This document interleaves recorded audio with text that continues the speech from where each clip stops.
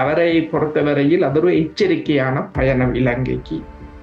இலங்கைக்கு அவர் வருகிறார் என்று சொன்னால், நீங்கள் ஒரு டீலுக்கு வர வேண்டும். இல்லை என்று சொன்னால், உலகம் முழுவதிலும் புலனாய்வு துறையை விஸ்தரித்ததில் இவரின் பங்கு மிக அதிகமாகும். அவர் நேரில் பல இடங்களுக்கு செல்வதில்லை. வருவதென்றால் மிக முக்கியத்துவம் வாய்ந்ததாகத்தான் இருக்கு. அப்ப இப்போது இங்கே வந்திருக்கிறார் என்னும் போது அது இலங்கை விவகாரம் எவ்வளவு முக்கியத்துவம் வாய்ந்தது என்பதை. அடுத்ததாக காஷ்மீரில் ஒரு தேர்தல் வரப்போகின்றது. காஷ்மீரில் இருக்கின்ற காஷ்மீருக்கு காணி அதிகாரம் அஜித் தேவாலின் அணுகுமுறை வேறுபட்டது. என்னென்று சொன்னால் அது வன்முறை சார்ந்தது என்று வைத்துக் கொள்ளலாம். அடிதான் இல்லை, அதற்கு அப்பால் இல்லை. உங்களுக்கு தெரியும், பவனதீவில் இடம்பெற்ற குண்டுவெடிப்பு, சந்தோஷ் ஜாவின் தோல்வி என்று வைத்துக் கொள்ளலாம். தமிழ் தரப்புகளுடனும் அவர் பேசியிருந்தார், மாநாயக்கர்களுடன் பேசியிருந்தார், இலங்கை வடக்கு கிழக்கில் சுற்றுப்பயணம் மேற்கொண்டிருந்தார்.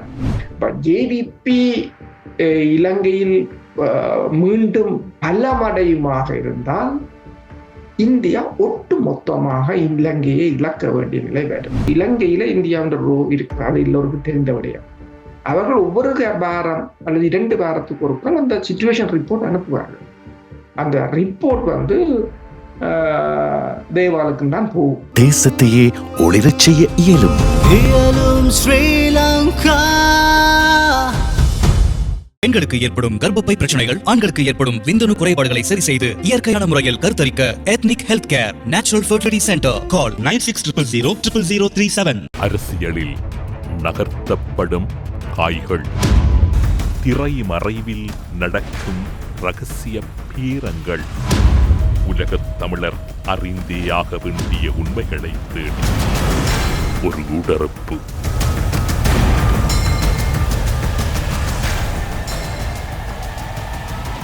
பிரித்தானியாவில் இருக்கும் கலாநிதி பிரபாகரன் எல்லோராலும் நன்கு அறியப்பட்டு பரிச்சயமான இராணுவ ஆய்வாளர் வேல்ஸிலிருந்து அருஸ் அவர்களை ஊடறுப்பு நிகழ்ச்சியோடு இணைத்திருக்கின்றோம். ஊடறுப்பு நிகழ்ச்சியின் சார்பில் உங்களை வரவேற்பதில் மகிழ்ச்சி. வணக்கம். வணக்கம் தமிழரசு ஊடறுப்பு நேயர்களுக்கு அன்பு கலந்த வணக்கம். இலங்கையின் அரசியல் மிகவும் உச்சக்கட்ட பேசு பொருளாக மாறி இருக்கக்கூடிய சூழ்நிலையில் அதனையும் கடந்து புலனாய்வு, இராணுவ ரீதியான விவகாரங்கள், அதற்கும் உட்பகுதியில் மிகவும் மறைமுகமாக பல விடயங்களை சொல்லிக் கொண்டிருக்கின்றன. குறிப்பாக இந்தியாவின் தேசிய பாதுகாப்பு ஆலோசகர் அஜித் தேவால் அவர்களுடைய இலங்கை விஜயமானது பல செய்திகளை சொல்லியிருப்பதாக கூறப்படுகின்றது. அவருடைய நிகழ்ச்சி நிரல் வளமையானது என்று கூறப்பட்டாலும் அந்த சந்திப்புகளும் அவர் அங்கு வெளிப்படுத்திய உடல் மொழிகளும் பல செய்திகளை கூறி சென்றிருக்கின்றது. உங்களுடைய இராணுவ பார்வையில் அல்லது புலனாய்வு ரீதியான பார்வையில் இதில் ஏதாவது சூட்சுமங்கள் அல்லது முக்கியத்துவம் இருக்கின்றன? என்னென்று சொன்னால், நீங்கள் இப்ப இந்தியாவின் ஆட்சி பீடத்தையும் அதன் புலனாய்வு கட்டமைப்பையும் அதன் கேபினெட், அதாவது அமைச்சரவையை நீங்கள் பார்த்தீர்கள் என்று சொன்னால் அவரின் முக்கியத்துவம் விளங்கும். இந்தியாவின் பாதுகாப்பின் ஒரு பெரும் ஆணிவேராகத்தான் இந்தியா அவரை கருதுகின்றது. இந்திய ஊடகங்கள்ல போய் பார்த்தீர்கள் என்று சொன்னால் அவரை எவ்வாறு விவரிப்பார்கள் என்று சொன்னால் இந்தியாவின் ஜேம்ஸ் பாண்ட் என்றுதான் விவரிப்பார்கள். அவ்வளவுக்கு இந்தியாவின் பாதுகாப்பு தொடர்பில் கடும் தீவிரமாக இருப்பவர் தான் அவர். சிலருக்கு நம்ப கூட முடியாமல் இருக்கும், 7 வருடங்கள் பாகிஸ்தானில் லாகூரில் முஸ்லீமாக வாழ்ந்து புலனாய்வு தகவல்களை திரட்டியவர். மியான்மரில் இருந்து புலனாய்வு தகவல்களை திரட்டியவர். சீனாவுக்குள் புகுந்து சீனாவின் ஒரு மாநிலத்தில் வாழ்ந்து புலனாய்வு தகவல்களை திரட்டியவர். 1984 ஆண்டு பொற்கோயில் தாக்குதல் நடத்துவதற்கு முன்னர் ஒரு ஓட்டோ ரிக்ஷோக்காரராக மாறி அங்கு இருக்கிற தகவல்களை திரட்டி அந்த தாக்குதலை வழிநடத்தியது மட்டுமல்லாது தாக்குதல் அணியுடன் உள்ளுக்கு நுழைந்தவர்களில் இவரும் ஒருவர். அது மட்டுமல்லாது இந்தியாவின் விமானங்களை கடத்துவதற்கு மேற்கொள்ளப்பட்ட 15 முயற்சிகளை முன்கூட்டியே முறியடித்ததும் அவர் என்று கூறுகிறார்கள்.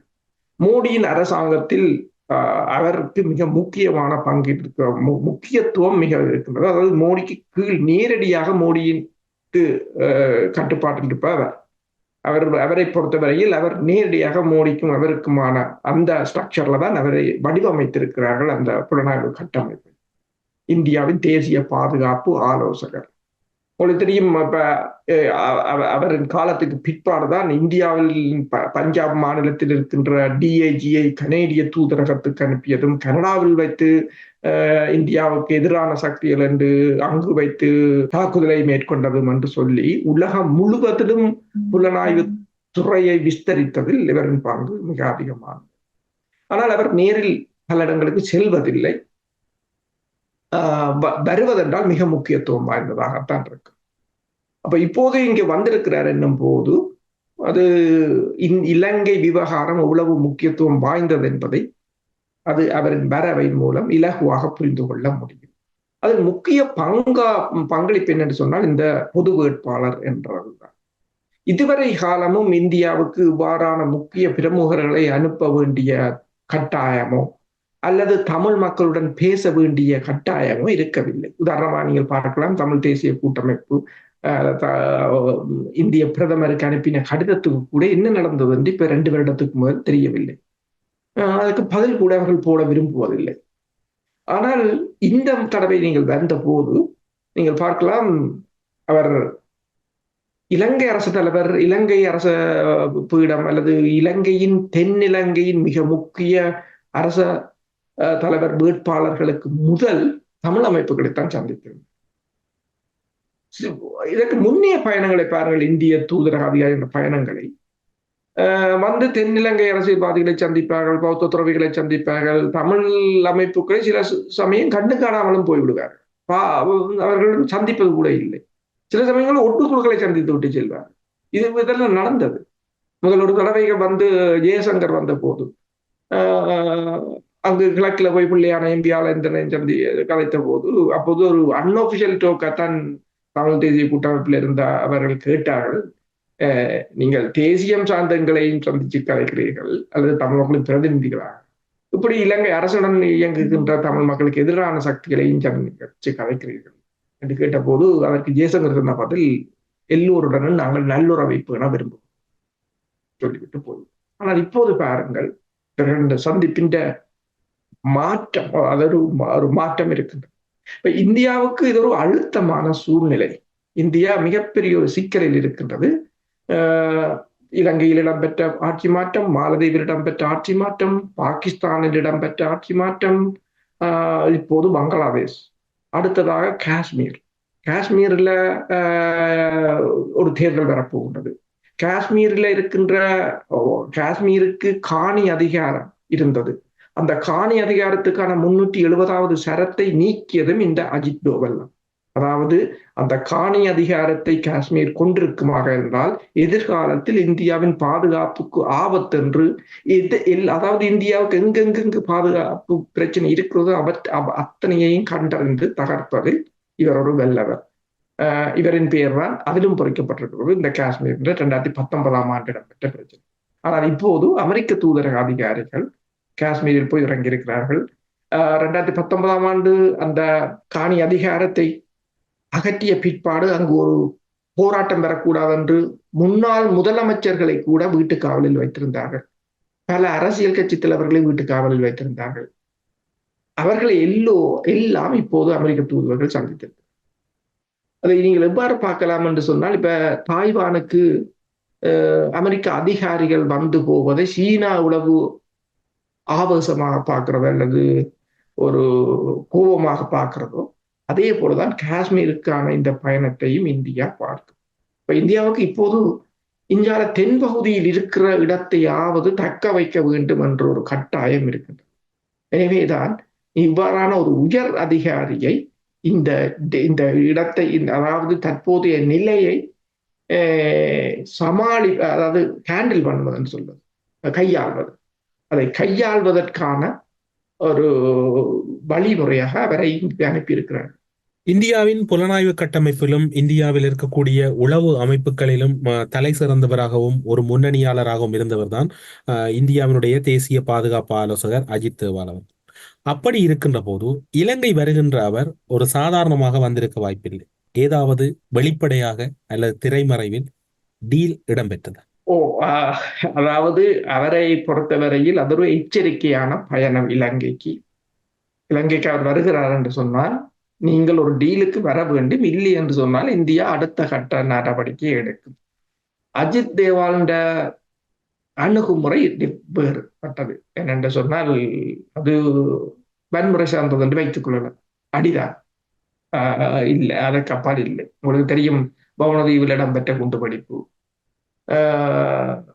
ஈஸ்டர் சண்டே தாக்குதல், அதெல்லாம் இந்தியாவுக்கு அதில் பங்கு இருக்கண்டு யார் சொன்னது? மைத்ரிபால சிறிசேனா சொன்னார். அப்ப மைத்ரிபால சிறிசேனா அதை சொன்னது என்று சொன்னால் இந்தியாவுக்கு அதில் பங்கு இருக்கு சொன்னால் இந்தியாவின் புலனாய்வுத்துறையை கட்டி ஆள்வது யார்? அஜித் தேவால் என்றது எல்லோருக்கும் தெரிந்தபடியே. அது மட்டுமல்லாது இப்போது வந்த இடத்துல மொரிசியஸ், மாலதீவு, இலங்கை, இந்தியாவுக்கு இடையிலான ஒரு பாதுகாப்பு உடன்பாட்டையும் கைச்சாத்திட்டு தான் சென்றிருக்கின்றார். இப்ப உங்களுக்கு தெரியும், இண்டிகோ விமானத்தை இயக்குவதற்கு இந்தியா ஆரம்பிக்க போகிறது. என்ன செய்கிறார்கள் என்று சொன்னால், இந்த ஆட்சி மாற்றம் ஒன்று வருவதற்கு முன்னர் இந்தியா தனக்குரிய அத்தனையையும் பெற்றுவிட வேண்டும் என்பதில் வேகமாக இருக்கின்றது. எத்தனை உடன்பாடுகளை எழுத வேண்டுமோ அத்தனை உடன்பாடுகளையும் எழுதி அதனை தன்னகப்படுத்துவதற்குரிய, அதாவது வருகின்ற அரசை உறவுகளை இந்த உடன்பாடுகள் நூலாக நல்ல நிலையில் பேணுவதற்கு இந்தியா அவசரப்பட்டு கொண்டு நிற்கிறதான் பார்க்கக்கூடியதாக இருக்கின்றது. அடுத்ததாக கடந்த வாரம் இந்தியாவின் தூதுவர் மகாநாயக்க தேரரை சந்தித்திருந்தார். அப்போது அவர் தெளிவாக கூறிவிட்டார், பாலம் கட்டுவதற்கு இலங்கைக்கு அது பாதுகாப்பு பிரச்சனை, இங்கிருந்து பொருட்களை கொண்டு வர முடியாது, உங்கிருந்து கஞ்சா வரும், உங்கிருந்து உங்கள பொருட்கள் வரும், அதாவது இலங்கையின் பொருளாதாரத்துக்கும் பிரச்சனை, பாதுகாப்புக்கும் பிரச்சனை என்று கூறிவிட்டார். அப்ப அந்த அதாவது சந்தோஷ் ஜாவின் தோல்வி என்று வச்சுக் கொள்ளலாம். தமிழ் தரப்புகளுடனும் அவர் பேசியிருந்தார், மகாநாயக்கர்களுடன் பேசியிருந்தார், இலங்கை வடக்கு கிழக்கில் சுற்றுப்பயணம் மேற்கொண்டிருந்தார். அதன் ஒரு வெளிப்பாடு, அதன் ஒரு தோல்வியாக தான் இவரையும் பார்க்கல. அது வெற்றி பெற்றிருந்தால் இன்றைக்கு தேவால் வந்திருக்க தேவையில்லை. அது ஒரு தோல்வியை அடைந்ததால் அடுத்த முயற்சியாக அவர் வந்திருக்கின்றார். அது வரும்போது டீல் என்னும் போது இலங்கை எல்லா தரப்பையும் பேசியிருக்கிறார். சந்தோஷ் ஜா ஒன்றை கூறியிருந்தார், நாங்கள் எந்த தரப்பு வந்தாலும் அந்த அரசாங்கத்துடன் இணைந்து இயங்குவோம். அது உண்மையில் அது வெளியில் சொல்கின்ற ஒரு ராஜதந்திர கருத்து. ஆனால் உண்மையில் அவர்களுக்குள் ஏதாவது ஒரு வரை அவர்கள் வைத்திருப்பார்கள். இப்ப தமிழ் கட்சிகளுடனான சந்திப்பின் போது ஒன்றை கூறியிருந்ததாக கூறுகிறார்கள். நீங்கள் அதாவது பொது வேட்பாளர் தொடர்பாக கேட்டிருக்கிறார், அடுத்தது புறக்கணிப்பு தொடர்பாக கஜேந்திரன் கூறியதையும் கேட்டிருக்கின்றார். ஆனால் அவர் கூறியது என்னென்று சொன்னால், நீங்கள் உங்கள் வாக்குகளை புத்திசாலித்தனமாக பயன்படுத்துங்கள். அது தமிழ் ஊடகங்களில் வந்தது. ஆனால் பிறகு சண்டே டைம்ஸ் ஒன்றை போட்டிருந்தது. அவர் கூறினது உங்கள் வாக்குகளை நீங்கள் ஏதாவது ஒரு கட்சியுடன் பேரம் பேசி உங்களுக்குரிய சலுகை, உங்களுக்குரிய தேவைகளை பெறுவதற்கு பயன்படுத்துங்கள். இதில் எது உண்மை என்பதை நாங்கள்லாம் பார்க்க வேண்டும். அதாவது கொழும்பு ஊடகத்தை பொறுத்தவரையில் அவர்கள் கூறிய விடயம் இதுதான். அப்ப உங்களுக்கு தெரியும், அவர் யாரை இதை முன்னிறுத்துகிறார் ஏனென்றால் ரணிலாக இருக்க வாய்ப்பில்லை. ஒன்றில் அனுரா அல்லது சஜித்தாக இருக்கலாம். அனுராவுக்கும் பெரிதாக வாய்ப்பு குறைவு என்றால் சொன்னால், அனுராவை இந்தியா இப்பவும் ஒரு சொல்ற தங்களுக்கு எதிரானவர்களாக, ஏனென்றால் உங்களுக்கு தெரியும் 1988ஆம் ஆண்டு 89ஆம் ஆண்டு இந்திய இராணுவத்தை வெளியேற்றுவதற்காக முழு மூச்சாக இயங்கியவர்கள் தான் ஜேவிபி. பிரேமதாசாவுக்கு ஒரு அழுத்தம் இந்திய இராணுவத்தை வெளியேற்றுவ தேவை ஏற்படுத்தியதில் முக்கிய காரணி ஜேவிபி. ஜேவிபி இலங்கையில் மீண்டும் பலமடையுமாக இருந்தால் இந்தியா ஒட்டு மொத்தமாக இலங்கையை இழக்க வேண்டிய நிலை வரும். இப்ப இந்தியாவில் இருக்கிற புலனாய்வு இலங்கையில இந்தியாவின் ரோ இருக்கு, அது எல்லோருக்கும் தெரிந்த விடயம். அவர்கள் ஒவ்வொரு வாரம் அல்லது 2 வாரத்துக்கு ஒருக்கால் அந்த சிச்சுவேஷன் ரிப்போர்ட் அனுப்புவார்கள். அந்த ரிப்போர்ட் வந்து தேவாலுக்கும் தான் போகும். அப்ப அதன் அடிப்படையில் இப்போது உங்களுக்கு தெரியும், இப்ப இந்த தேர்தல் விஞ்ஞாபனம் வந்துவிட்டது எல்லா கட்சிகளையும். அதுக்கு பிறகு நீங்க பாத்தீங்கன்னா ஒரு முதல் அனுராக்கான ஒரு அலை இருந்த மாதிரி ஒரு தோற்றப்பாடு இருந்தது. பிறகு அது காணாமல் போயிருந்தது. இப்போது கொஞ்சம் கொஞ்சம் பாப்புலாரிட்டி. ஆனால் முன்னே போல எந்த ஒரு வேட்பாளருக்கும் மிகப்பெரிய ஒரு அலை என்றது அங்கு இல்லை. இருந்தாலும் அந்த முன்னைய விட இப்ப அன்றாவுக்கு ஏதோ ஒரு வகையில் ஒரு ஆதரவு தளம் இருக்கிறது போன்ற ஒரு தோற்றப்பாடு இருக்கு. அந்த ஒரு அந்த ஒரு பிரச்சனையும் அல்லது அந்த ஒரு இஷ்யூவும் தான் இவர் இந்த வரவுக்கு காரணமாக இருக்கு. நீங்கள் இப்போது குறிப்பிடுகின்ற போது கூறினீர்கள் இலங்கையினுடைய இந்தியாவுக்கான தூதுவர் சந்தோஷ் ஜா அவர்களுடைய விஜயம், அதன் பின்னர் அஜித் தோவல் அவர்கள் தமிழ் கட்சிகளை சந்தித்தது தொடர்பில் குறிப்பிட்டீர்கள். மறைமுகமாக நீங்கள் ஒரு நிறுவல் ஒன்றை செய்திருந்தீர்கள். அனுரகுமார திசாநாயக்கவை ஒருபோதும் இந்தியா ஆதரிப்பதற்கு வாய்ப்பில்லை, ரணில் விக்ரமசிங்கவையும் அதே நிலைப்பாட்டில் இரண்டாவதாக அதையும் அவர்கள் ஆதரிப்பதற்கு வாய்ப்பில்லை என்று கூறினீர்கள். இந்தியா அனுரவை ஆதரிப்பதற்கு வாய்ப்பில்லை என்பதற்கு நீங்கள் கூறிய சான்றுகளும் அது தொடர்பான கருத்துக்களும் அவை இன்று வரை நிறுவனமாக இருக்கின்றது. ரணில் விக்ரமசிங்கவுக்கும் இந்தியாவுக்கும் இடையில் என்ன முருகல் இருக்கலாம் என்று நீங்கள் கருதுகின்றீர்கள்? அது ராஜதந்திர ரீதியான முருகலா அல்லது இராணுவ மற்றும் புலனாய்வு சார்ந்திருக்கக்கூடிய முருகலா? உண்மையில் ரணிலை அவர்கள் ஒரு மேற்குலகம் சார்ந்தவராகத்தான் பார்க்கின்றனர். இந்தியா அப்பையிலிருந்தே அப்படித்தான் பார்க்கின்றனர். ஜெயவர்தனாவின் வழித்தோன்றலாக அவரின் வழிகாட்டலாக வளர்ந்தவர் தான் ரணில் விக்ரமசிங்க. ஜெயவர்தனா பிளாக் ஜூலை என்று சொல்ற ஆடி கலவரத்தை ஏற்படுத்திய பிற்பாடு இரகசியமாக வந்திறங்கிய அமெரிக்க விமானத்தில் வந்திறங்கிய அமெரிக்காவின் பாதுகாப்பு செயலாளர் ஜிஆருடன் தேநீர் அருந்தி விட்டு சென்றதும், அதன் பிறகு இந்தியா தமிழ் போராளிகளுக்கு ஆயுதங்களை அள்ளி கொடுத்து பயிற்சிகளையும் கொடுத்து அவசரமாக தனது படையை கொண்டு வந்து இறக்க முற்பட்டதும் தெரிந்த விடயம். திறந்த பொருளாதார கொள்கை என்று கொண்டு வந்தது ஜேஆர். திறந்த பொருளாதார கொள்கைகள், மேற்குலகம் சார்ந்த நடவடிக்கைகள் எல்லாம் இந்தியா தனக்கு ஒரு அச்சுறுத்தலாக. ஜேஆரின் காலத்தில் ஸ்ரீமா இருக்கும் போது இந்தியா உலகத்துக்கு பயப்படவில்லை, உலகத்துக்கு தமிழ் போராளிகளை வளர்க்கவும் முற்படவில்லை. ஜெயவர்தனாவின் காலத்தில் தான் இந்தியா அதனை மேற்கொண்டிருந்தது. அப்ப அவரின் மருமகனான ரணில் விக்ரமசிங்க அப்போ இருந்து ஜேஆரின் அவரின் கொள்கைகளுடன் தான் வளர்ந்திருந்தார். பிற்பாடு நீங்கள் பார்த்தீர்கள் என்று சொன்னால் ரணில் விக்ரமசிங்காவை பொறுத்தவரையில் அவர் கூடுதலாக மேற்குலகம் சார்ந்த ஜெயவர்தனாவை எவ்வாறு பார்த்தார்களோ அதே போலதான் ரணில் விக்ரமசிங்காவையும் மேற்குலகம் சார்ந்ததாகத்தான் பார்க்கிறார். நீங்கள் யோசிக்கலாம், ஓகே, ரணில் விக்ரமசிங்கா மேற்குலகம் சார்ந்ததாக இருந்தால் அவர் சீனாவுடன் தான் நிற்கிறார். அதுதான் பிரச்சனையே. இப்ப அமெரிக்காவை பொறுத்தவரையில் அமெரிக்காவுக்கு இப்போதுக்கு அதாவது ஒரு எதிரியை அடிக்க வேண்டும் என்று சொன்னால் அந்த பிராந்தியத்தில் இருக்கிற அந்த எதிரியை மட்டும்தான் குறிவைப்பார். மற்ற எதிரியை இன்னொரு எதிரியுடன் சேர்ந்தாவது அந்த எதிரியை முதல் பலவீனப்படுத்துவார். அதன் பிற்பாடு தன்னுடன் இருப்பவரை அடிப்பார். அதுதான் அவங்கள பொலிசி அப்படியே தான். அப்ப இப்போதைக்கு அவன் சீனாவை பற்றி பெருசாக அலட்டிக் கொள்வதில்லை. முதலில் இப்போதைக்கு இந்தியா, இப்ப பங்களாதேஷ் உங்களுக்கு தெரியுமே என்ன நடந்ததுன்னு சொல்லி. பங்களாதேஷின் பிரச்சனை சீனாவை விட இந்தியாவுக்கு தான் மிக பாரிய ஒரு பிரச்சனை. ஏன்னா பங்களாதேஷில் ஏற்கனவே சீனான்ற நீர்மூழ்கி தளம் இருக்கின்றது. அது எப்பயோ அவன் கட்டிட்டான். சீனாவுக்கும் பங்களாதேஷுக்குமான நெருக்கமான உறவுகள் இருக்கின்றது. சீனா அதிலிருந்து பின்வாங்க போவதும் இல்லை. ஆனால் அடி விழுந்தது இந்தியாவுக்காகத்தான் இருக்கு. இப்போது ஸ்டாலின் இங்க அமெரிக்காவுக்கு போயிருக்கிறார். அதாவது முதலீட்டாளர்களை உள்வாங்க போகிறார். தாராளமாக வருவார்கள். இந்தியாவில் ஏதாவது ஒரு சிறிய பிரச்சனை என்றாலும் அமெரிக்கா அந்த இடத்துக்கு கால் ஊண்டுவார்கள்.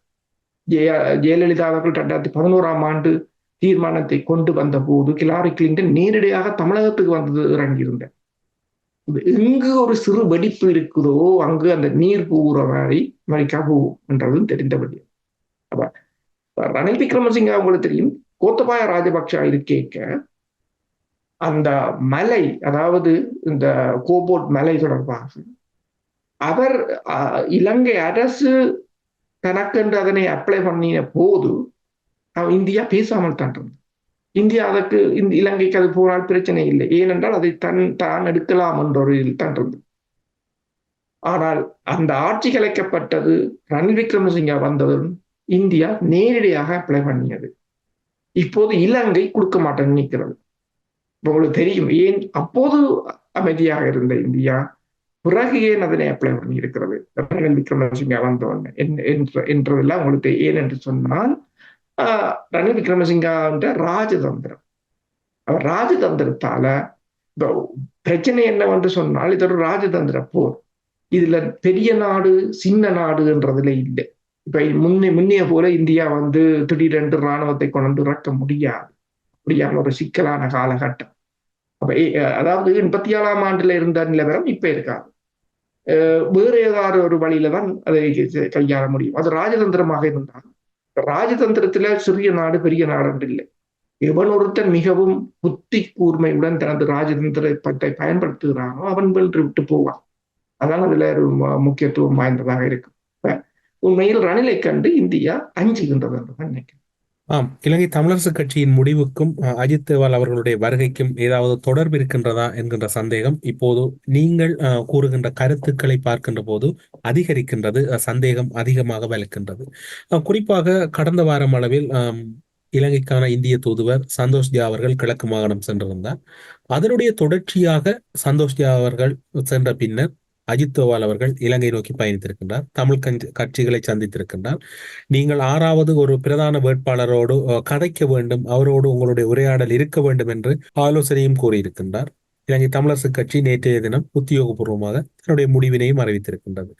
அஜித் தோவல் அவர்களுடைய ஏதாவது நிலைப்பாடுகள், குறிப்பாக வடக்கு கிழக்கை பொறுத்தவரையில் ஸ்ரீலங்கா முஸ்லிம் காங்கிரசினுடைய தலைவர் ரவுஃப் ஹக்கீம் அவர்கள், அகில இலங்கை மக்கள் காங்கிரசின் தலைவர் ரிஷாட் பதியுதீன் அவர்கள், அதே போன்று மனோகணேசன் அணியில் இருக்கக்கூடிய அனைவரும் பலரும் அறிவித்திருக்கின்றார்கள். இலங்கை தமிழரசு கட்சியின் அறிவிப்புக்கு பின்னால் ஏதாவது அழுத்தங்கள் அல்லது ஏதாவது உத்தரவாதங்கள் இருக்குமா?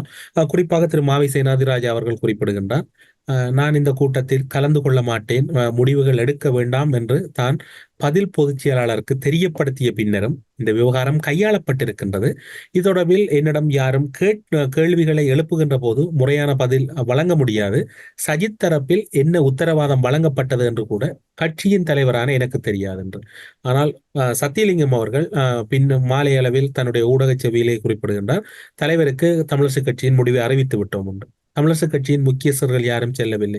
தமிழ் பொது வேட்பாளரை தமிழரசு கட்சியில் இருக்கக்கூடிய முதன்மையான நாடாளுமன்ற உறுப்பினர்கள், முதன்மை அரசியல் பிரமுகர்கள் ஆதரிக்கின்றார். ஒரு குழப்பமாக இருக்கின்றது. சஜித்தை ஆதரிப்பதாக கூறப்பட்டிருக்கின்றது. அந்த கருத்தையும் குறித்த நேரத்திலேயே கட்சியினுடைய தலைவர் உட்பட அனைவரும் நிராகரித்திருக்கின்றார்கள். இதில் இந்தியா தன்னுடைய புலனாய்வு நகர்வுகளை தமிழரசு கட்சிக்குள் பாய்ச்சி விட்டதா? தமிழரசு கட்சி பலமாக இருந்த கட்சியையும் இந்தியா குத்தகைக்கு எடுத்து விட்டதா? உண்மைதான், இந்தியா இலகுவாக உடைத்துவிடும். ஏனென்றால் அவர்கள் பெரிய நாடு, மிக புலனாய்வு துறைக்கு அவங்க எவ்வளவு நிதியை செலவழித்தார்கள் என்றும் உங்களுக்கு தெரியும். இப்ப இந்தியாவின் நீங்கள் பார்க்கலாம், இப்ப ஈவன் இந்த வடக்கு கடற்பகுதியில மீன் பிடிக்கிறதுல கூட இந்தியா அந்த ஜிபிஎஸ் வச்சு தண்ட தொழில்நுட்பத்துல தான், சாஃப்ட்வேர்ல தான் மீன்கள் இருக்கிற இடத்தை, இறால் இருக்கிற இடத்தை கண்டறிந்து அப்படியே அள்ளி கொண்டு போறாங்க. அப்ப அந்த தொழில்நுட்பத்தை அவர்கள் பயன்படுத்துகிறாங்க. அப்ப இந்த புலனாய்வு துறை என்பது மிக தீவிரமாக இப்போது வேலை செய்கிறது. நீங்கள் கூறியது போல இந்த சஜித்துக்கு ஆதரவு கொடுக்கிறோம் என்று கூறிய எல்லோரையும் நீங்கள் பாருங்கள். இந்த எல்லோரையும் 2 பேரும் சந்தித்திருக்கிறார்கள். சந்தோஷ் ஜாவும் சந்தித்திருக்கிறார், அஜித் தேவலும் தான் சந்தித்திருக்கிறார். இந்த நீங்க கூறிய மனோகணர்களாக இருக்கலாம், மலையத்தைச் சேர்ந்த கட்சிகளாக இருக்கலாம், முஸ்லிம் கட்சிகளாக இருக்கலாம், சகலரையும் சந்தித்திருக்கிறார். அதே போல தமிழரசு கட்சியையும் அவர் சந்தித்திருக்கிறார். யாழ்ப்பாணத்தில் இருக்கிற இந்திய தூதரகம் மிக தீவிரமாக இயங்கிக் கொண்டிருக்கிறது. அது போட்டதே யாழ்ப்பாணத்தை தனது கொன்றோர்கள் கட்டுப்பாட்டுக்கு வைத்திருப்பதற்கு, முற்றுமுழுதாக தமிழ் மக்களை கட்டுப்பாட்டுக்கு வைத்திருப்பதற்கான அது நீங்கள் தூதரகம் என்று சொல்வதை விட ஒரு ரோவின் ஆபீஸ் என்று சொல்லலாம். ஒன்றுதான், ரெண்டும் ஒன்றுதான். அப்ப அதன் ஊடாக கொடுக்கப்பட்ட அழுத்தமாகத்தான் இருக்கலாம். அதாவது அட்லி இப்ப யாழ்ப்பாணத்தை பொறுத்தவரையில் கிட்டத்தட்ட 4,90,000 வாக்குகள் இருக்கின்றது. வவுனியாவை பொறுத்தவரையில் 1,28,000, மன்னார் 90,000 வாக்குகள் இருக்கின்றது. முல்லைத்தீவு கிட்டத்தட்ட 87,000 வாக்குகள் இருக்கின்றது. ஏறத்தாழ ஒரு 8 லட்சம் வாக்கு. அப்ப இதில் தமிழரசு கட்சியை உடைப்பது, அடுத்தது இன்னும் பலர் இருக்கிறார்கள். இப்ப அங்கே என்றாமனார் இருக்கிறார், மற்றது கிழக்கு மாகாணத்தில் இருக்கிறார்கள். அப்ப இவர்களின் ஊடாக வருகின்ற வாக்குகள் தமிழரசு கட்சியிலும் உடைந்து பிரிந்து அவர்களால் எவ்வளவு சேகரிக்க இயலுமோ இயலுமான வாக்குகளை சேகரிப்பது ஒன்று. அடுத்ததாவது இந்த தமிழ் பொது வேட்பாளர் என்றதை அந்த முளையிலேயே அவர்களுக்கு தெரியும், அது ஏதோ ஒரு மிகப்பெரிய ஒரு பின்விளைவை கொண்டு வரும் என்றது தெரியும். அதாவது தங்கட பின்விளைவென்றது தங்களுக்கு, அதாவது தமிழர்கள் ஒருங்கிணைவதற்கு, ஒரு புள்ளியில் ஒருங்கிணைவதற்கான ஒரு முன்முயற்சியை கொண்டு வர, அது முளையிலேயே அதை தோற்கடிக்க வேண்டும் என்பது ஒரு தெளிவான, அவர்களுக்கு கட்டாயம் அவர்கள் செய்வார்கள், இதனை தோற்கடிக்க வேண்டும் என்பது அவர்களின் குறியாக இருக்கலாம். ஏனென்றால் முதலாவது நிகழ்விலேயே தோல்வியை சந்தித்தால் அடுத்த தடவை இது ஒர்க் அவுட் ஆகாது என்று யோசிப்பார்கள். உண்மையில் அது இல்லை. இப்போது எங்களை பொறுத்தவரையில் வெற்றி தோல்வி எங்களுக்கு தேவையில்லை. மற்றது தமிழர் ஒருவர் அரசு தலைவராக வரப்போறதும் இல்லை, அதை எல்லோருக்கும் தெரிந்தபடி. என்னென்னு சொன்னால் தமிழ் மக்களின் வாக்குகள் இனிமேல் போகாது சிங்களவர்களுக்கு என்பதை காட்டுவதற்காகத்தானே தவிர, மற்றது சிங்கள தேசத்துக்கு நாங்கள் இல்லை என்றது. நாங்கள் ஒரு சிறுபான்மை இல்லை, நாங்கள் தமிழ் தேசத்தின் குடிமக்கள், அவ்வளவுதான். நாங்கள் சிறுபான்மையில், நாங்கள் எங்கள் தேசத்தில் பெரும்பான்மையாகத்தான் இருந்தோம். எங்களை பிரித்தானியா இணைத்து, இலங்கையுடன் இணைத்து சிறுபான்மை ஆக்கியதை தவிர நாங்கள் ஒரு தேசத்துக்குரியவர்கள் என்பதை காட்டுவதற்கான ஒரு முன்முயற்சி, அதனை முறியடிப்பதற்கான ஒரு நகர்வாக கூட இருக்கலாம். உங்களுடைய கருத்தின் அடிப்படையில் இலங்கை தமிழரசு கட்சியும் புலனாய்வாளர்களின் ஒரு முகாமாக மாறிவிட்டது என்று பார்க்கலாம். உண்மைதான், அது தெரிந்தபடி என்றானே. என்று சொன்னால் நிச்சயமாக அவர்களின் ஊடுருவல் என்பது இங்கும் இருக்கும். வெளிநாடுகளிலேயே உங்களுக்கு தெரியும், கனடா வரையும் ஊடுருவினார்கள். கனடாவில் இருக்கிற எம்பசியே இப்போ ஒரு மிகப்பெரிய ஒரு பிரச்சனைக்குரியதாகத்தான் அங்கு இருக்கிற சீக்கிய மக்களுக்கு இருக்கின்றது. என்றால் அது ஒரு ரோவிண்டோ ஆபீஸாகத்தான் அவள் பார்க்கிறாங்க. அந்த ஆபீஸருக்கு அவள் போறதைக்கே பயமாக இருக்கும் என்று சொன்னார். இப்ப இங்கே பாருங்கள், பிரித்தானியாவுக்கு இப்போது அண்ணாமலை வரப்போகிறார் 3 மாதத்துக்கு ஏதோ ஒரு படிப்புக்காக. அண்ணாமலை என்ன வந்து படிக்க போறார் என்று யாருக்கும் தெரியாது. ஏன் படிக்க வர 3 மாதத்துக்குன்றது யாராவது சிந்தித்து பார்த்தோமா நாங்கள்? என்ன பிரச்சனை என்று சொன்னால், தமிழ் தரப்பை பொறுத்தவரையில் மிக மிக அவதானமாக இருக்க வேண்டிய ஒரு கட்டம். இதுகள் எல்லாம் வடிவாக அலசி ஏன் வருகிறார், என்னத்துக்கு வருகிறார். அப்ப இப்ப அங்க ஒரு தமிழ் பொது வேட்பாளர் என்று பட்டது, அங்க ஒரு பொது கட்டமைப்பு கட்டியமைக்கப்படுகின்றது. இங்கு புலம்பெயர் தேசங்கள்ல ஒரு மாற்றம் வந்திருக்கிற இந்த 15 வருடத்தில். அப்ப அந்த 15 வருடத்துக்கு பின்னர் இந்திய புலனாய்வுத்துறை தனது நடவடிக்கையை மீளாய்வு செய்ய போகிறதா? இப்ப நாங்கள் இந்த 15 வருடத்துக்குள்ள என்னத்தை செய்தோம் என்று மீளாய்வு செய்வதற்கு முன்னர் அவங்க திருப்ப மீளாய்வு செய்து அடுத்த அடி எப்படி இதை சிதறடிக்க வேண்டும் என்பதற்கான ஒரு காரணியாக இருக்கலாம் என்றது மிகப்பெரிய ஒரு, எங்களுக்கு ஒரு மிகப்பெரிய ஒரு அச்சுறுத்தலான விடயம். அப்ப அது இந்த புலம்பெயர் தேசங்கள், வெளிநாடுகள் எவ்வாறு, இலங்கை பக்கத்தில் இருக்கிறாங்க. அதிலும் இலங்கை அரசியல்வாதிகளுக்குள் அவர்களால் ஊடுருவது என்பது மிக மிக இலகுவானது.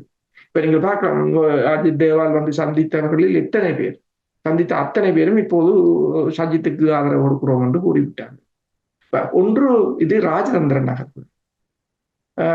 அவர் வரும் முன்னரே இந்தியன் எம்பசியோ அல்லது துணை தூதரகமோ ஒரு ப்ரிப்பரேஷனை செய்து விடுவார்களுடன் கதைத்து. பல அரசியல் பேச்சுக்கள்லையோ ராஜதந்திர பேச்சுக்கள்லையோ பெருமளவு வெளியில வராது, பெருமளவு ரகசியமாகத்தான் தேடப்படும். 1-2 பிரச்சனைகள் தான் வெளியில் வரும். நீங்கள் கூறியது போல தமிழரசு கட்சிக்குள் இந்திய புலனாய்வுத்துறை ஊடுருவி இருக்கிறது என்றதை நாங்கள் அது இலகுவானது என்று அவங்களுக்கு அதில் ஊடுருவது, அதில் மறப்பதற்கு ஒன்றும் இல்லை. தமிழ் பொது வேட்பாளர் தொடர்பில் ஆங்காங்கே பல விடயங்களை நீங்கள் சுட்டிக்காட்டியிருந்தீர்கள்.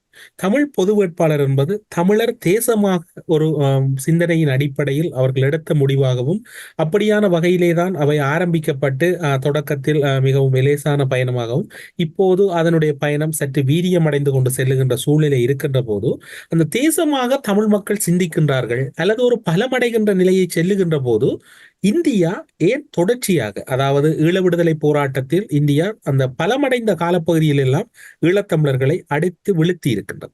இப்போது 15 ஆண்டுகளின் பின் ஏதோ ஒரு விடயம் துளிர்விட ஆரம்பிக்கின்ற போது அதன் தொடர்பில் ஏன் இந்தியா ஒரு பிழையான அர்த்தத்தோடு அல்லது ஒரு எதிரான மனநிலையோடு தொடர்ந்து பயணிக்க விரும்பும்?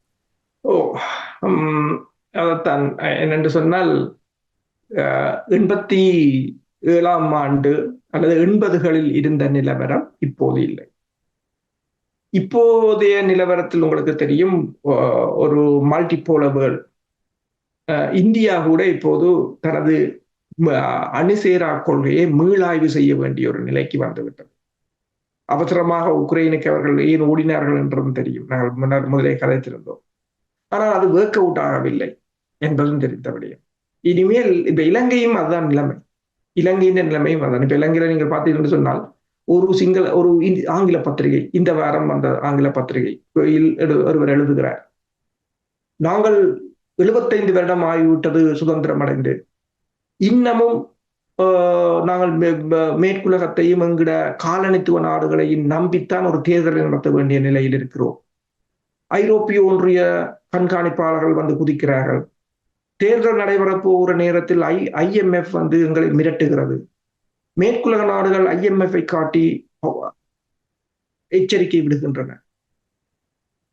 2009ஆம் ஆண்டு போர் முடிந்த போது போருக்கான செலவுகள் குறைந்துவிடும், சிங்கள மக்கள் விலைவாசி குறைந்துவிடும், சிங்கள மக்கள் ஆனந்தமாகவும் சந்தோஷமாக இருப்போம் என்று நாங்கள் நினைத்தோம். ஆனால் அதன் பிற்பாடுதான் ஒவ்வொரு பேரிடியாக சிங்கள தேசத்துக்கு விழுந்து கொண்டிருக்கிறது. இப்படித்தான் சொல்லுகிறேன். 2009க்கு பிறகு நீங்க சந்தோஷமா இருப்பீங்க, விலையெல்லாம் குறைஞ்சிடும், ஆடிப்பாடி மகள் எல்லாம் தமிழரை வெண்டுட்டோம் என்று இருந்த நேரத்துல இடியா விழுகுதான் ஒவ்வொரு என்று அந்த பட்டியலையும் அடங்கி கொண்டு போறாங்க. இப்ப என்னென்னு சொன்னால், அப்ப இதுதான் அந்த நிலைமை. இப்ப இலங்கையை பொறுத்தவரையில் இந்த அரசு தலைவர் தேர்தல் என்பது தற்போதைய இலங்கையின் நிலையை வந்து மிகவும் ஒரு இக்கட்டான நிலைக்கு கொண்டு சென்றிருக்கின்றது. அதாவது இலங்கையால் சுயாதீனமாக இயங்க முடியவில்லை என்பது, ஏதோ ஒரு தரப்பை நாடி நிற்க வேண்டிய ஒரு நிலை. இப்ப நீங்கள் கேட்டது போல ஏன் இந்தியா பதட்டப்படுது, இது நான் இலங்கையை பற்றி சொன்னேன். அடுத்தது இந்தியா. ஏன் இந்தியா இப்போது தமிழர்களை பார்த்து பயப்படுது, அங்க ஈழத்தில் இருக்கிற தமிழர்களை பார்த்து பயப்படுது என்று நீங்கள் யோசிக்கிறீங்களா? இல்லை, புலம்பெயர் தேசம்தான் இந்தியாவுக்குரிய மிகப்பெரிய ஒரு அச்சுறுத்தல். இப்ப பஞ்சாப்ல இருக்கிற காலிஸ்தான் அமைப்பை பார்த்தா இந்தியா பயப்படுது? இல்லை, அது இந்தியாண்ட கையுக்குள்ள இருக்குது. அது இந்தியா இந்த எப்படியும் அதை கையா இந்தியாவுக்கு சவாலா இருக்கிறதா? கனடாவில் இருக்கிற சீக்கியர், ஆஸ்திரேலியாவில் இருக்கிற சீக்கியர், பிரித்தானியாவில் இருக்கிற சீக்கியர், அவங்க அங்கு ஒரு மாற்றத்தை கொண்டு வர முடியும் என்று இந்தியா அஞ்சுகிறது. அமெரிக்க தூதுவர் போய் விவசாயிகள போராட்டத்துல முன்னுக்கு நின்றது சீக்கியர்கள். அந்த விவசாய தலைவரை அமெரிக்கா சந்திக்கிறோம். இப்ப இந்தியா எந்த நேரமும் கண்ணுக்கு எண்ணெய் ஊத்தி கொண்டிருக்கணும் என்று சொல்லுவாங்க. அந்த நிலைமையில இருக்க வேண்டிய ஒரு நிலையாக இருக்கு. சரி, இப்போ தமிழ் பிரச்சனையே வரும். மேற்குலகத்துல தமிழாக்கள் எங்க டாஸ்போரான்னு சொல்றோம், புலம்பெயர் அமைப்பு. எங்கெங்க நாங்கள் கூடுதலா இருக்கிறோம்? கனடா அமெரிக்காண்ட ஆள் தான். பிரித்தானியா அமெரிக்காண்ட ஆள் தான். பிரான்ஸ் என்று வையுங்கோ, இத்தாலி என்று வையுங்கோ, நோர்வே என்று வையுங்கோ, எல்லாம் அவன் ஆள் தான். அமெரிக்காண்ட வைங்க முழுக்க அவன் ஆள் தான். அதாவது நேட்டோக்குள்ள தான் இருக்கணும். நாங்கள் இருக்கிறதெல்லாம் நேட்டோக்கு. அப்ப இப்ப தமிழீழம் என்று வந்தால் அது ஒரு நேட்டோன்ற கொலனி என்று தான் அவன் பார்ப்பான். இப்ப நாங்கள் இங்கிருந்து யோசிக்கிறோம், மேற்குலகமும் அமெரிக்காவும் இந்தியாவும் உண்டு, நாங்கள் இந்தியாவையும் அமெரிக்காவையும் ஆதரிச்சு சீனாவுக்கு எதிராக போர்க்கொடியை தூக்கி நாங்கள் சீனாவை 4 தரம் திட்டினா 2 நாடும் சேர்ந்து எங்களுக்கு தமிழீழத்தை பெற்றுத்தரும். ஆனா பிரச்சனை என்ன? அந்த மக்களுக்கு இப்ப ஆபத்தா மாறி இருக்கு. அதை நாங்கள்லாம் அதை சீர் செய்ய வேண்டும். எங்களால் தான் அந்த அங்க இருக்க இந்தியா அந்த பிரச்சனைக்குரிய காரணமாக மாறி இருப்பார். யார் தீர்வாக மாறுவோம் என்று யோசித்தார்களோ அவர்கள் தான் இப்போது பிரச்சனையாக மாறி இருக்கிறார். அப்ப பிரச்சனையாக மாறிய நீங்கள் தான், அதான் நீங்கள் என்று சொன்னால் நான் புலம்பெயர் தேசத்தை சொல்கிறேன், அவர்கள் தான் இதற்குரிய தீர்வையும் அந்த மக்களுக்கு கொடுக்க வேண்டும். இந்தியாவின் ராஜ்யத்துக்கான காரணம் அது. கடந்த வாரம் 2 அறிக்கைகள் வெளியாகி இருந்தது.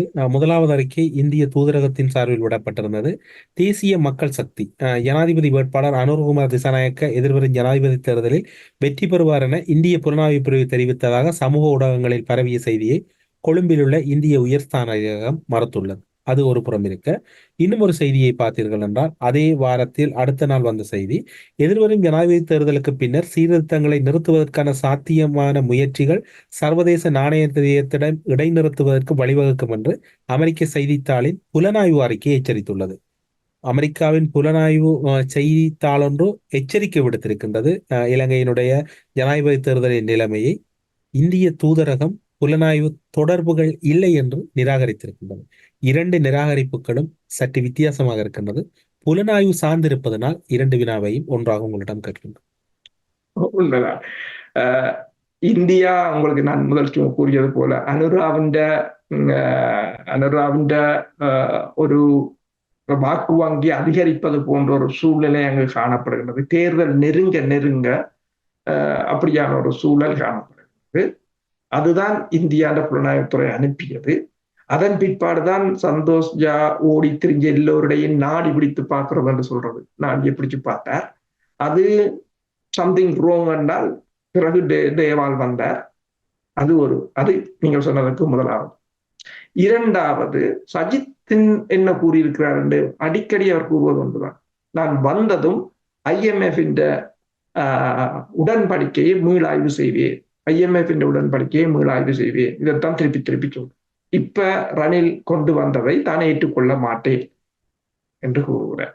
அதற்கான ஒரு பதிலடியாகத்தான் அமெரிக்கான புலனாய்வுத்துறை இதனை தெரிவித்திருக்கிறது. அதாவது IMF நீங்கள் மறுபரிசீலனை செய்கிறது என்று சொன்னால், ஆட்சி மாற்றம் ஒன்று ஏற்பட்டால் அது அமெரிக்கா என்ன இந்தியாவினால் சஜித் கொண்டு வரப்பட்டால் அது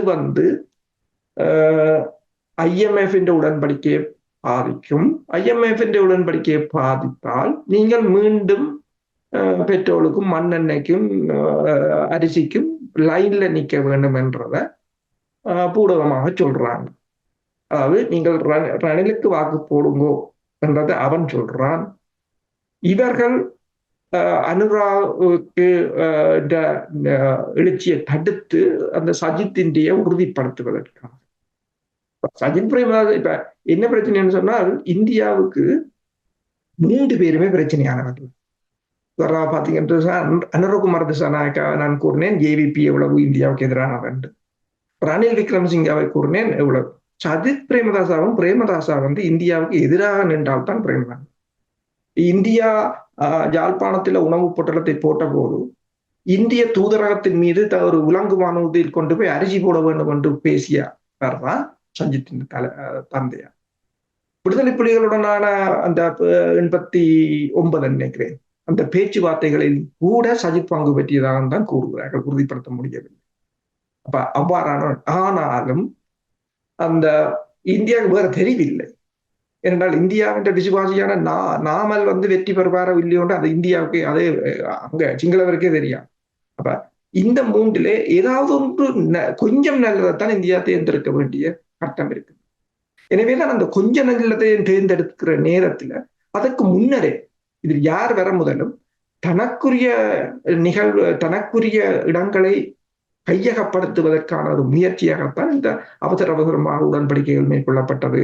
அவசரமாக எனர்ஜி ப்ராஜெக்டாக இருக்கலாம், அல்லது வீடமைப்பு திட்டமாக இருக்கலாம், அல்லது கப்பல் போக்குவரத்தாக இருக்கலாம், வான் போக்குவரத்தாக இருக்கலாம். இயலுமானதை, அதாவது இது ஆட்சி மாற முதல் தன்னால் இயல்பானதை எடுக்கக்கூடியதை எடுக்கிற நிலையில் இப்போது இந்தியா இருக்குது. ஆக ஒட்டுமொத்தத்தில் இலங்கையின் தேர்தல் தொடர்பில் அமெரிக்காவின் புலனாய்வு பத்திரிகை என்று அதனை எடுக்கலாமா, அல்லது அமெரிக்காவின் புலனாய்வு பார்வையே, நாட்டினுடைய புலனாய்வு பார்வையே அப்படித்தான் இருக்கின்றது என்று எடுக்கலாம்? அமெரிக்கா நாட்டில் புலனாய்வு பார்வையே அப்படித்தான் இருக்கிறது. ஊடறுப்பு நிகழ்ச்சியில் இணைந்து கொண்டு இலங்கையின் ஜனாதிபதி தேர்தலும் சர்வதேச புலனாய்வு அமைப்புகளின் தொடர்புகளும் அதனுடைய பின்னணிகளும் ஈடுபாடோடு தொடர்கின்ற இலங்கையினுடைய ஜனாதிபதி தேர்தலில் சர்வதேச சதிகளும் புலனாய்வு கட்டமைப்பின் தொடர்ச்சியான அழுத்தங்களும் எந்த வகையில் உள்ளே சென்றிருக்கின்றன, தமிழ் கட்சிகளினுடைய நிலைப்பாடுகளை எவ்வாறு புலம்பெயர்ந்திருக்கக்கூடிய அமைப்புகள் பின்பற்ற வேண்டும், குறிப்பாக இந்திய புலனாய்வு அமைப்பினுடைய கடந்த கால நிகழ்கால திட்டங்கள் தொடர்பிலான பல்வேறுபட்ட கருத்துக்களை ஊடறுப்பு நிகழ்ச்சியின் வாயிலாக பகிர்ந்து கொண்டமைக்கு சிறப்பு நன்றிகளோடு உங்களிடம் விடைபெற்றுக் கொள்கிறோம். நன்றி, வணக்கம். அரசியலில் நகர்த்தப்படும் காய்கள், திரைமறைவில் நடக்கும் ரகசிய பீரங்கள், உலகத் தமிழர் அறிந்தேயாக வேண்டிய உண்மைகளை தேடி ஒரு ஊடறுப்பு.